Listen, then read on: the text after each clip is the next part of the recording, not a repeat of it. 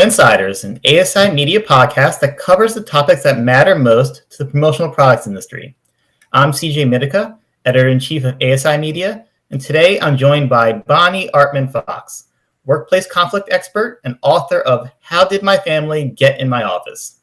Bonnie will reveal the common sources of conflict in the office and offer strategies to diffuse it, as well as the secret cause of workplace tension.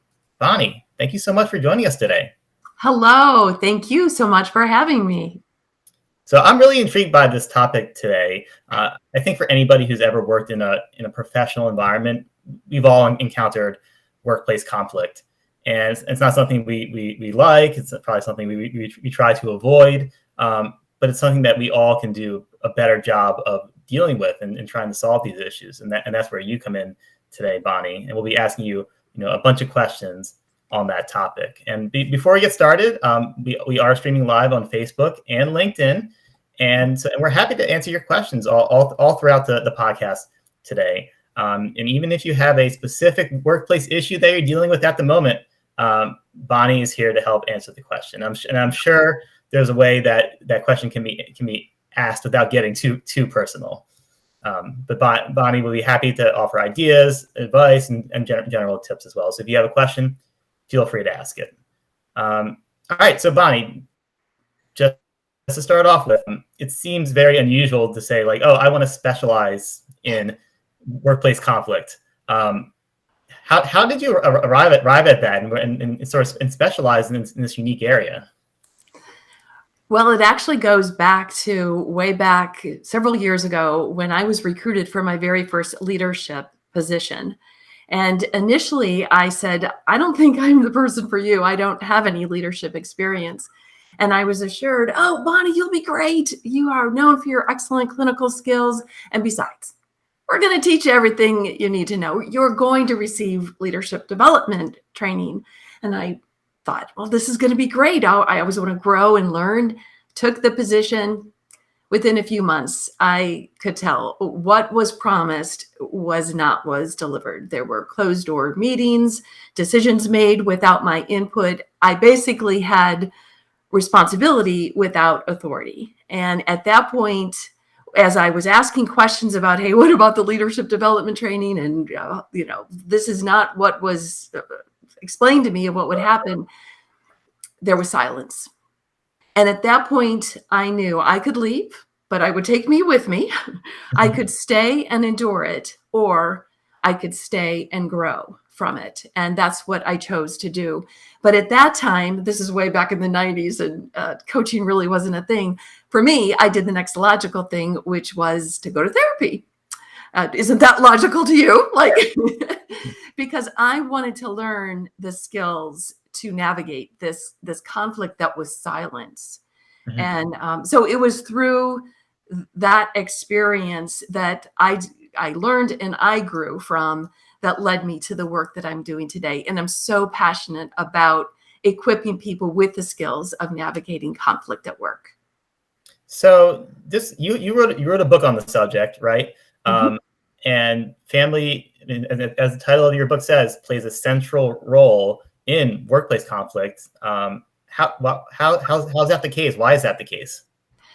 Well, again, picking up on the story of I going to therapy, I one of the first questions the therapist asked was, what brings you here, of course? And I told her what was going on in the work setting. Yeah. And she asked me a question that at the time I didn't understand the connection. She said, tell me about your upbringing. How was conflict handled in your upbringing? And I told her there was oftentimes silence, avoidance, that as a family, we didn't know how to have differences. Mm-hmm.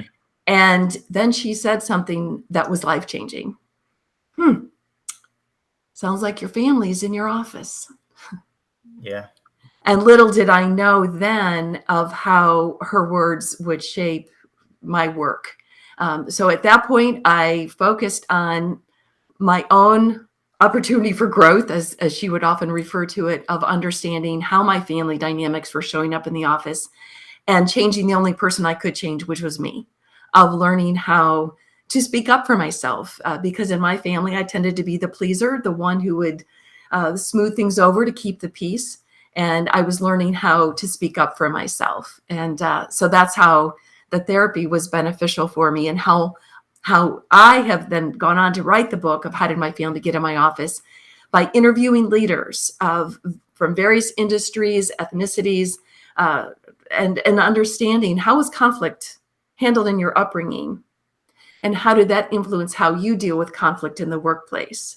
And the book is a compilation of stories of these leaders who share about this transformation of how they dealt with conflict and what they did to improve, whether that was learning how to be less reactive, how to speak up and address conflict versus avoid it. There's a lot of different ways that we respond to conflict, but it stems from what we learned in our upbringing. And I call that our family factor. So it sounds like a cliche, right? Like all my problems I can just blame on my parents, right? But it sounds like from what you're describing is that it's an idea of sort of recognizing the factors that sort of influence the person you become, the leader you become. And so would it be fair to say by sort of acknowledging that you become aware of it and can then learn how to grow from there, or fix whatever issues that you may be practicing because of that? Exactly. When I was recruiting and asking leaders to be a part of the book, and the whole premise is honoring our families. It is not at all about blame, shame, finger pointing, throwing anybody under the bus. I truly believe parents do the best they can with what they knew at the time, or whoever raised us. It's looking back to understand what were the family patterns of what was modeled to us when things got tough growing up, and how did that impact how we chose to then respond? Because we know that by age 6 or 7, kids learn how they're going to navigate through life when things get tough, when things are tense. We learn our role at that early age. And without becoming aware of it, we just keep repeating that as we go into adulthood. And it is through self-awareness that we can look back to understand and change the patterns for the better. So through your work, you see now, I'm sure, countless, workplace environments, worked with a lot of clients. What is the most common causes of tension, conflict in the workplace? Well, I find that we as a society, we don't know how to stay in the tension. By conflict, by its very nature, things do get tense, and our brain, from a brain science perspective, stress hormones start to shoot through our brain and shut down our prefrontal cortex here over our forehead, where our best thinking happens. And just physiologically, that's what happens from a brain science perspective. What oftentimes happens is when we feel that surge of reactivity of our fight, flight, or freeze response is starting to go to town, is that we immediately have a knee-jerk reaction of what we do to try to avoid the conflict, or to fix things, to decrease the chaos. Instead of staying in the tension would be recognizing, okay, I'm getting triggered here. What's this about? What's going on?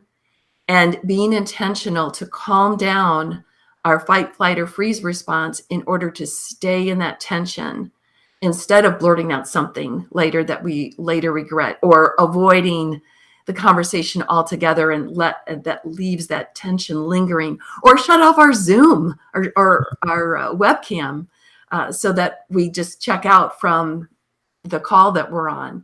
It's learning how to have those difficult conversations, and in many ways, learning the skills of how to be comfortable with being uncomfortable. And those skills can be learned. It takes practice. So I know a few people who relish conflict, but I would say that the majority of people don't enjoy conflict. And to your point, I think they take steps to avoid that. Yeah. So are you saying that by doing that, though, that they're causing more harm? That's when here, I've got a little prop here. That's when the moquita enters the room. Oh, I got those props for you. I got my own little prop too here. All right. Great. My wife is obsessed with elephants. She has it all over the house. So I brought my own too. I love it. Thank you. There's a word from one of the tribes in Papua New Guinea that is mokita, and it's not a drink. Yeah. But I have it Nice. written on the top here of Awesome. Awesome promotional product. That's great. yes, it is. Yes. And the word mokita means the truth we know about and agree not to speak of. Or in our English language, it's the elephant in the room. Yeah. When conflict doesn't get addressed, or when the mokita doesn't get addressed, that's when tension, hurt feelings, anger goes underground. And it may seem like, okay, everything's all right, and maybe even create this artificial harmony of niceness. But underneath, feelings are brewing that lead to gossip, what used to be the water cooler conversations, Sure. of the indirect communication or snarky comments, because the real issues, the mokitas, aren't getting addressed. That's why it's so important to learn how to have difficult conversations and enter that zone of tension in order to work through the difference. So at the beginning, I sort of mentioned the fact that conflict is just a kind of just a way of life in the office. It's, it seems to Yeah. always evolve. But is that always the case? Like, I mean, are there strategies, like proactive strategies, people could be practicing to avoid it in the first place, or is it more sort of the fact that no matter what you do, there's always going to be some sort of conflict, and you should be following the strategies to deal with it as you're going to talk about in a little bit? Well, first of all, I believe conflict is healthy. Okay. Believe it or not, that it is healthy, because we're all different. We all have different life experiences and perspectives on things. So to be able to have some even heated conversations about differences and different points of view, that's when the best ideas emerge in order to be innovative and to problem solve and move projects forward. So I always look for, yes, it's healthy. Now, the caveat is, in order to have healthy, productive conflict, there needs to be a foundation of trust. Okay. And not just any trust, what we call is vulnerability-based trust, where there's the sense that I can be vulnerable and share my shortcomings when I drop the ball, admit a mistake, and to know it's not going to be used against me. When teams have that type of trust that's foundational, then conflict is more likely to be handled well. And again, conversations can still get heated, but people feel safe to speak up. And that's when the solutions can be identified to go forward and lead to accountability that, okay, we bantered back and forth, everybody had a say, and we can make that commitment of how we're going to proceed going forward and hold each other accountable to that commitment. I love that idea. I think when people think of conflict, and especially in the workplace, there's a fear that they're going to take it personally, that a criticism on that person is a criticism on who they are as a person, not necessarily in the business context. And so I guess, so you talked about then establishing that trust so that you know that it won't be held against you. How do companies go about doing that? Well, it's, again, the willingness to enter those difficult conversations. Okay. And if there is a sense of maybe taking something the wrong way or taking it personally, it's the courage to speak up in that moment and say, hey, I just want to check out. This is what I heard. I just want to check out, because the story I'm telling myself is negative. And I just want to check out, is that what you intended?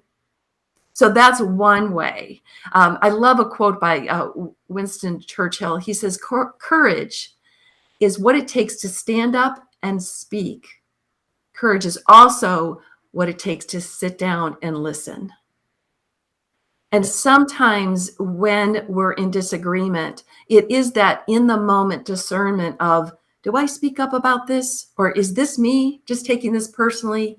Or do I need just to let this play out and let things unfold and listen more to where others are coming from? And that's a judgment call in the moment. The more self-awareness that we have, and again, trust, of each other as people, that we want to assume a positive intent about each other as coworkers, as team members, that we all have a commitment here to fulfill the mission of our organization, serve our members, serve our clients, the more likely we can enter into those difficult conversations. I love the idea of trust. We put out a best places to work list annually, and this year trust was a huge topic. It really got exacerbated during the pandemic, where people had to work from home. They weren't in the office, so they couldn't be like watched the same way. And Mhm. employers have to learn to trust their employees Yes. to do the job. And I see this as another sort of act of that. Trust is that trust us that when we have these conversations, it's really just for the betterment of the entire company, working towards a common goal, not to take you down a peg because we're discussing something that could be improved. Absolutely, absolutely. And that ties into psychological safety too. And Amy Edmondson has done so much research in the last several years about the importance of people feeling safe to speak up about their opinion and differences, admit a mistake, and know it's not going to be used against them. In fact, you're probably familiar with the study done several years ago by Google, the Project Aristotle, where they were looking at all of the factors of what makes a high-performing team. And they analyzed all these different variables. And at the end of the day, it came down to psychological safety, that people could feel, had the trust of being able to speak up and share ideas and even fail at take a risk and it didn't work out. And the mindset is, okay, that didn't work. What can we learn from it to apply moving forward to make us better? Okay. Yeah, this is great. And it interests me so we talked about, conflict can be healthy. How do you carry out that conflict? Is it a manager approaching a direct report? So how do you initiate that process in a way that will be healthy and productive? Well, as you mentioned, the manager, the leader, it starts at the top. Mm-hmm. And when employees see the healthy behavior modeled by the leader that shows, hey, this is how we treat each other around here, this is how we interact, this is how we do our work, that we are respectful and kind to each other, we can have difficult conversations because I care about you. It does start with the leader modeling that behavior. And the leader also admitting when they make a mistake or apologizing to their direct reports about not following through on something or misinterpreting something, making a mistake. All of those things really make a difference of employees trusting their leader and also showing up in that way with healthy behaviors because they see it modeled from the top. And what about where it's carried out? So I've noticed this, working in an office environment for a number of years now.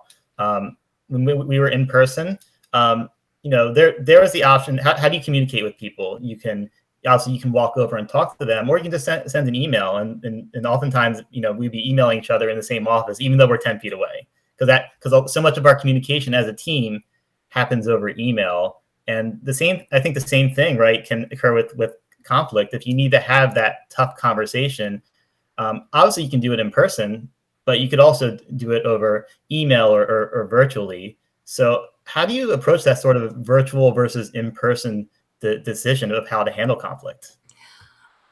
I'm more of a fan of, whenever possible, having face-to-face interaction. Why is that?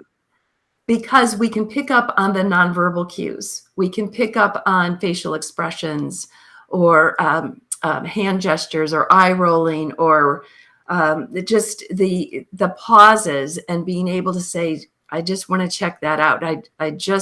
The look on your face appears upset. I just want to check that out with you. If we can't do it in person, then to do it virtually with our cameras on, ideally. And that we just, when we try to resolve conflict through an email or texting, it's more likely that we would misinterpret tone. We don't get the sense of the tone of voice. We can, maybe write in all caps, and that can be interpreted as anger. There just isn't the opportunity to clarify intent and tone of voice and the words that people are saying when we're not either in person or at least virtually being able to see someone through the camera. I love that advice. I mean, I can't mention how many times I've been part of an email chain Mhm. where somebody writes something and one person interprets it one way, and another person interprets it completely different, or the one person gets angry, and then if I read the same words, I don't have the same reaction because right, it's like the subject is sort of inserting themselves into that those words, what they see. It's not necessarily maybe what the person intended when they originally wrote it. Mm-hmm. Yes. Yes, absolutely. And just simply checking things out. Hey, I'm just not sure. It could be me. I just want to check this out. And could we get on Zoom or on the internet and just have a conversation just to clarify? So in person obviously can be a little more confrontational, right? That's sort of the whole point of it. Um, if you're a person who doesn't relish that, how do you get over that fear to as you said, be in the tension? Well, in my book, How Did My Family Get in My Office, I talk about the 4 R's of resolution in terms of helping us to enter into those difficult conversations. The first 2 R's have to do with our own self-awareness, and the second have to do with how we interact with others. The first R is regard the scar.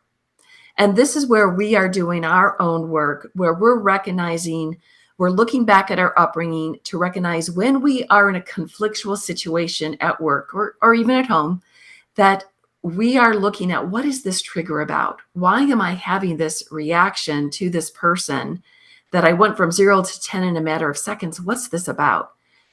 I often find that it relates to some aspect of our family dynamics are showing up in the office. And it's not always the case. I'm not saying it's an all or nothing. It's something to look back at or some life experience. It may have been a coach or a teacher growing up that this situation now is triggering something. And it's so important that we simply acknowledge, okay, I'm going to take the time to acknowledge what this is about and calm myself down emotionally. This is where, again, we're getting into the brain science of when we're triggered and our fight or flight response is flooding the best thinking in our prefrontal cortex, taking that time to pause, breathe, maybe take a walk, and simply do some self-reflection of what's at stake here for me? What's this about? That's the first R, regard the scar. The second R is reframe to stop blame. And this is where we tend to be a victim when we're in a conflict and look at what they did to me and how could they do that and all that blaming thinking. Reframe to stop blame is we take that step back and we are looking at what's the story we're telling ourselves about this situation. What's another way of looking at this? What part have I played? How can I take ownership for my part? And if not, there's something somebody else has done, to get clarity on when this happened, this is how I felt. And I want to check this out with you. So we have kind of a script that we say to ourselves before we go in to the next R, which is respect and connect. Now, this is where, okay, we've gotten clarity about our own self-awareness, what we're triggered about. And now this is the hardest part. This is where we go into that tension. We're going to show up with respect, regard for that other person as a human being just like us. And we're going to extend the hand of connection. And we're going to then enter that messy, uncomfortable conversation of talking about the tension or whatever this incident was that triggered the upset. And as much as possible, as long as it depends on us, show up as a grown-up, take responsibility for being who we aspire to be during conflict, and work through the difficult conversation. The fourth R is resolve to evolve. And this is where, regardless of what others do or don't do, we make the effort, we make the gesture to work out differences and conflict with the other person. We cannot control what other people do. We can only be responsible and control our part. and to know in our heart of hearts, we are doing the very best we can, and to be the author of our success and to work towards resolution. So when you work with leaders and teams and espouse these strategies, how receptive are they to it? Because it does seem to take a measure of self-awareness and a willingness to grow, which is not easy for a lot of people. No. When I present to leadership teams, I have often hear at the end of the conversation, Bonnie, I've gone to many leadership development trainings about conflict resolution, about emotional intelligence. I have never heard conflict resolution talked about in this way before. Mm-hmm. And the light bulbs are going on in the moment of, wow, I'm now making the connection about why I do react the way I do, what is triggering my emotional response during conflict. And now I know better the plan to change my pattern to improve conflict for the better. If I may share one of the stories from the book, would that be okay? Definitely. One of the leaders, all of the leaders shared in their own words what it was like for them growing up. I had their permission. They gave me fictitious names. And one of the leaders that I'm referring to right now is June. She grew up in an alcoholic family. Her dad was an alcoholic, and in her words, her mom allowed it and denied that anything was happening. June was one of several kids, and she was the only one in the family who would stand up to her father. And she would fight, and she received emotional, physical abuse as a result of standing up to her father. Fast forward, she's in the workplace, and she is a very aggressive leader, highly successful. One day she reads an article about adult children of alcoholics, and she was intrigued by it. So she went to the company's EAP, the Employee Assistance Program, to learn more about this. She learns that she has become an alcoholic. She didn't realize that she was drinking to the point of a blackout every night in order to numb her emotional pain, but then could go to work and fully function the next day. She got into recovery, embraced 12-step AA, got into therapy, was really working on calming down her reactivity and sober. Few years later, her boss approached her and said, "We would like to promote you, but you still have some rough edges. You can be overly aggressive at times.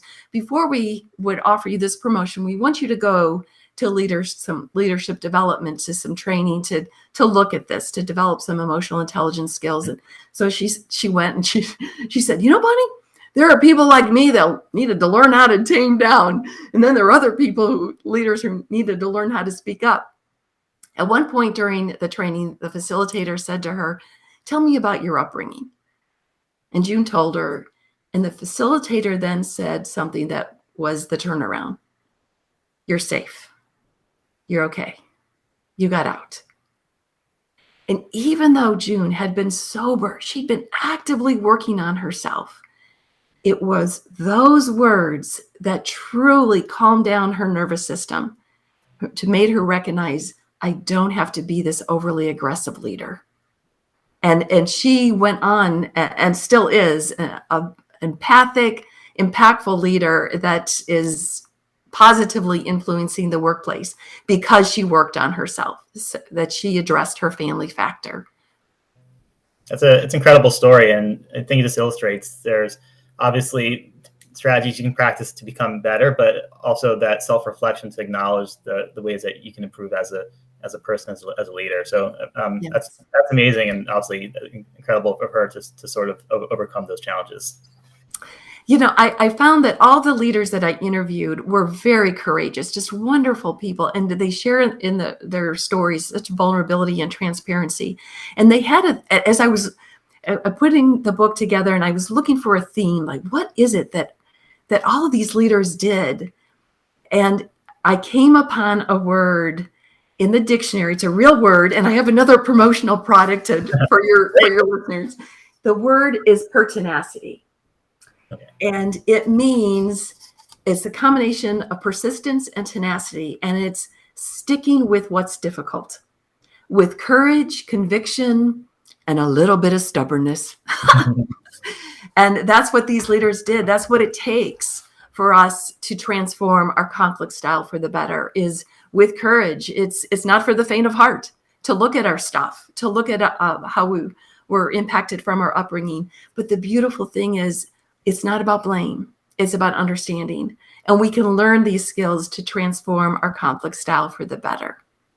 So to wrap up, I'm gonna just little fun exercise, fun in air quotes. I'm gonna walk through a couple sort of common workplace conflict scenarios, and just feel free to offer your thoughts, advice, how you think to best handle those scenarios, and likewise for our watchers, listeners, if you have specific questions, again, Bonnie is here to answer them. So the first one, Bonnie, and so this is actually literally my family's in my office and family business. We know how difficult it can be, husband-wife teams, parents, children's, relatives. That the idea that you can't fire your family, that you're sort of stuck with them when you're in a family business. How do you handle those challenges when it is literally your family that you're working with every day?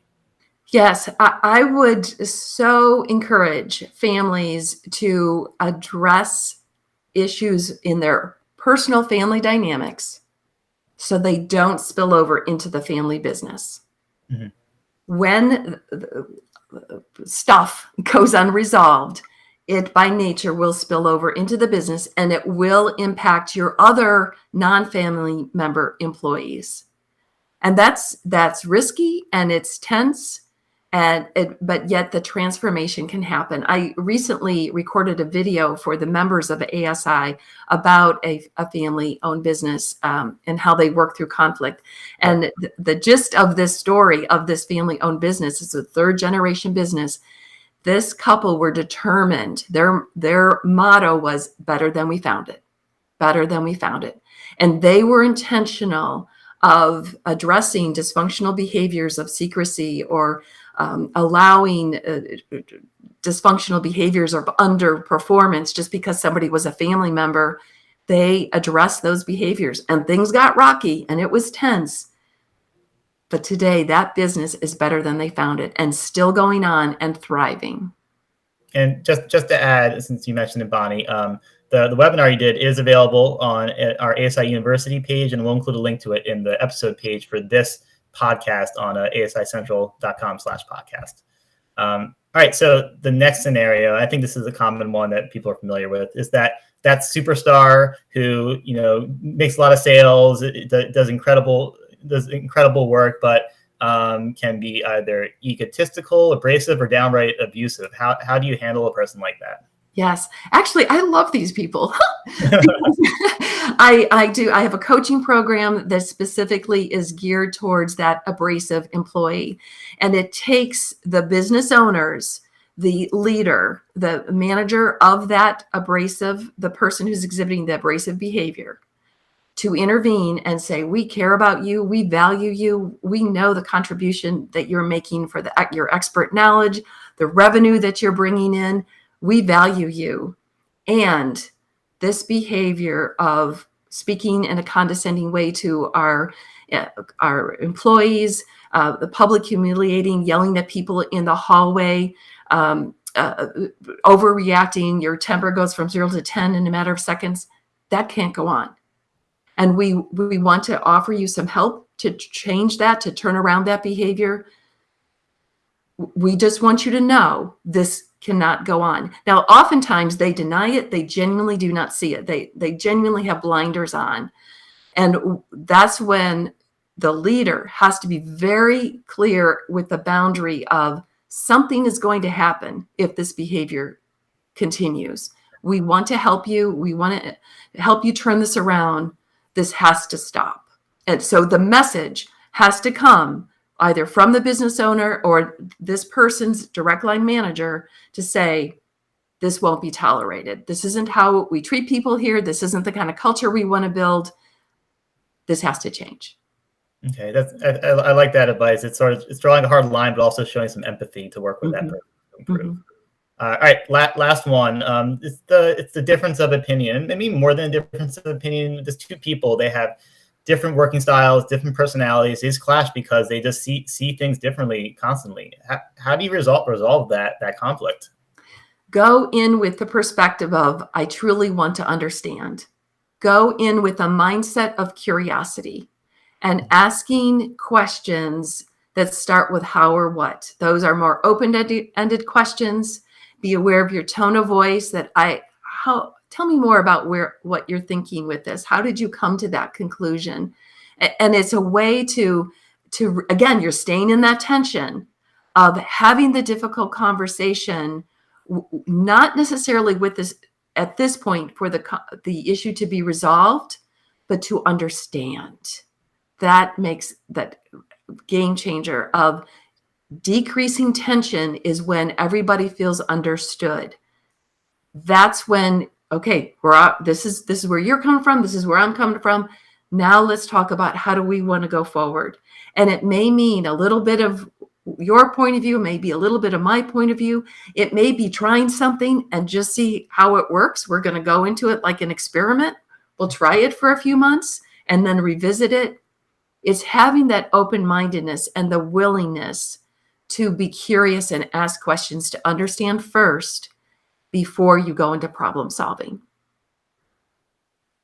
Okay. We have one here from Tasha Rawls, and Tasha says, "Great tips. Thanks so much. I've been learning so much from awareness of what triggers me. We're all works in progress." Yes, we are. Thank you, Natasha. Yeah, well, we're going to get the final takeaways in a second, but definitely, it's definitely stressed to me from our conversation how continuous improvement is so important. If we can become better leaders, better coworkers, we can help resolve these issues that do occur in the workplace and come to a better resolution when there is workplace conflict.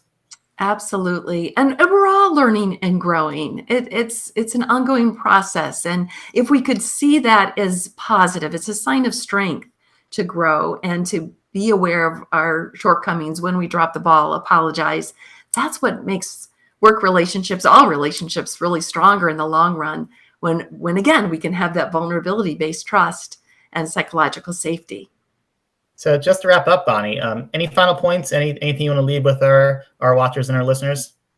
Well, if your listeners would like to learn more about their family factor, they can go to workplacefamilyfactor.com, where they can take an assessment to understand how conflict was handled in their upbringing that's impacted the way they deal with conflict today. And they'll get their results, and then they'll get some tips following in some emails of what they can do to improve their conflict style for the better. Okay, great. I'll take that quiz myself because I'm very curious to see what answers I get. Great. And if people want to find your book or even work with you, where can they find you? My website is bonnieartmanfox.com. And the name of my book is How Did My Family Get in My Office? Great. Well, thank you very much, Bonnie, for all these awesome tips and strategies. And thank you for joining us today. Thank you. Thank you. And thank you for the work that you're doing to help create healthy workplaces. Oh, definitely. We want to help our members perform better, be happier. Yes. And so I'm so happy for you to come on today and help us in that mission. Thank you. Thank you. Thank you, everybody, for watching and listening.